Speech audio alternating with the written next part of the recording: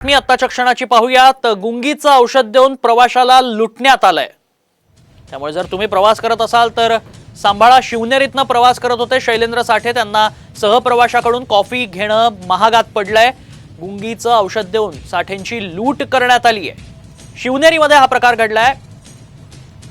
राज्य परिवहन मंडळाची शिवनेरी जी मुंबई पुणे असा प्रवास या शिवनेरीतनं अनेक जण करतात, मात्र याच शिवनेरीमध्ये सहप्रवाशाकडनं कॉफी घेणं महागात पडलंय.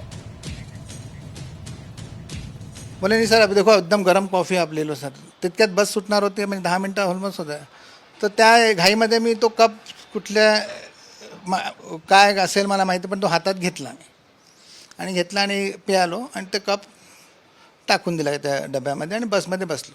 आणि मी सीटवरती बसलो आणि विदिन माझ्या मते 1 ते 1.5 ते 2 मिनटात मी कम्प्लिटली स्विच ऑफ. त्याच्यानंतर मला काय झालं काहीही माहीत नाही.